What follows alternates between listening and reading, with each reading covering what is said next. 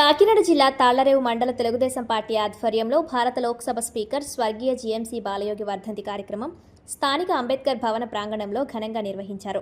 ఈ సందర్భంగా మండల తెలుగుదేశం అధ్యక్షుడు దూలిపూడి వెంకటరమణ మాట్లాడుతూ కోనసీమ ముద్దుబిడ్డగా బాలయోగి చేసిన అభివృద్ధి మరువలేనిదని, ఆయన అమరజీవి అని అన్నారు. ఈ కార్యక్రమంలో రాష్ట్ర సెట్టిబలిజ కార్పొరేషన్ డైరెక్టర్ టేకుమూడి లక్ష్మణరావు, ఉంగరాల వెంకటేశ్వరరావు, మందాల గంగా సూర్యనారాయణ, వాడ్రేవు వీరబాబు, భాస్కర్ రాజు, చెక్కల ప్రసాద్, వెంటపల్లి ఉమ, హేమలత ప్రసాద్, వాసంశెట్టి శ్రీనివాస్ అధిక సంఖ్యలో కూటమి నాయకులు పాల్గొన్నారు.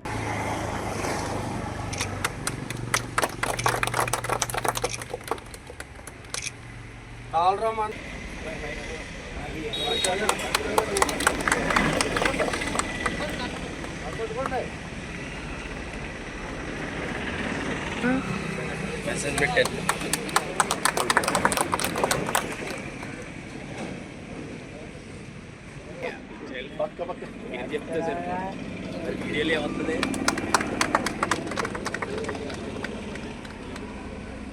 అలాగే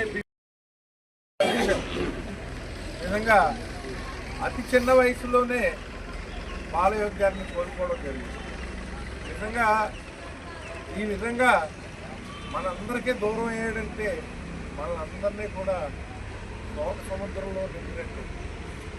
ఎంతోమంది చిన్న వయసు వారు చాలామంది మరణిస్తున్నారు. అతి చిన్న వయసు, ఎవరో ఊహించలేదు. ఒక యాక్సిడెంట్లో ఆయన మరణించారంటే ఎవరో కూడా తట్టుకోలేకపోతున్నాం. సాధారణంగా మొన్నాళ్ళు ఆసుపత్రిలో ఆ విధంగా మరణించిన అది వేరే విషయం. కానీ హెలికాప్టర్ యొక్క దుర్ఘటనలో ఆయన మరణించడం మనం మర్చిపోలేము.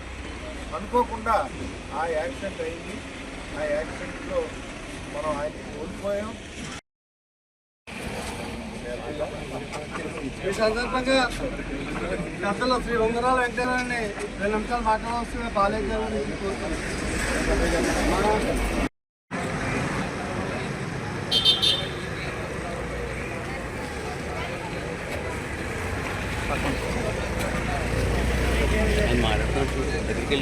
మన ప్రజలే అంటే ఆ పార్టీ ఈ పార్టీ కదా, అన్ని పార్టీలలో కూడా నచ్చిపోయినట్టే మన ఏరియా అంతా కూడా. ఆయన లోటు ఎవరో చేస్తలేండి. అలాగే వారి అడుగుజాడలో మన అందరూ నవలా చెప్పి కోరుకుంటే ఈ అవకాశం మీ అందరూ కూడా నమస్కారం. వర్ధంతులు కంపల్సరిగా చేసుకోవాల్సిన బాధ్యత మనపై ఉన్నదని చెప్పి కోరుకుంటూ ఈ అవకాశం ఇచ్చిన అధ్యక్షుల వారికి ధన్యవాదాలు తెలియజేస్తూ సెలవు చేసుకుంటాం. బాలయ్య గారి వర్ధంతికి హాజరైన నాయకులకు అందరికీ ధన్యవాదాలు తెలియజేసుకుంటున్నామండి. అయితే బాలయోగి గారు అంటే ప్రతి కార్యకర్త దృష్టిలో పెట్టుకుని పార్టీ విషయంలో ఎవరు ఫోన్ చేసినా కూడా స్పందించి వాళ్ళకి రిప్లై ఇచ్చే మహానుభావుడు ఆయన.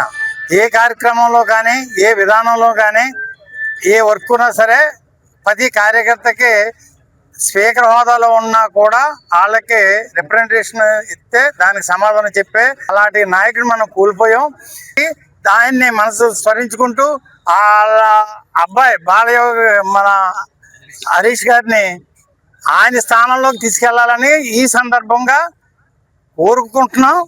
కూడా అలాగే గౌరవించుకోవాలని చెప్పేసి ఈ సందర్భం తెలియజేసుకుంటూ ఈ అవకాశం వచ్చిన భారతదేశంలో దళిత అభ్యర్థికి స్పీకర్ ఇచ్చినటువంటి ఘనత టీడీపీ ప్రభుత్వంది. ఎందుకంటే ఎవరు ఎన్ని రాజకీయాలు చేసినప్పటికీ కూడా మన తూర్పుగోదావరి జిల్లా కోనసీమ ముద్దుబిడ్డను పార్లమెంటు స్థాయి వరకు తీసుకెళ్లి పార్లమెంటులో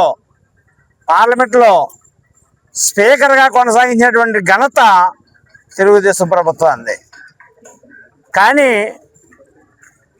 ఏ పార్టీ అతనికి ఆ స్థితి ఏర్పాటు చేసినప్పటికీ కూడా ఏ పదవి ఇచ్చినా కూడా ఆ పదవికి ఎక్కడ మచ్చ లేకుండా నీతికి నిజాయితీకి మారుపేరుగా బడుగు బలహీన వర్గాల అభ్యున్నతి కోసం, అదేవిధంగా కోనసీమ అంటే మన తూర్పుగోదావరి జిల్లా ముందుగా డెవలప్మెంట్ అవడం కోసం కృషి చేసినటువంటి వ్యక్తి ఎవరైనా ఉన్నారు అంటే అప్పటి రాజకీయ నాయకుల్లో బాలయోగి గారు అనే చెప్పాలి.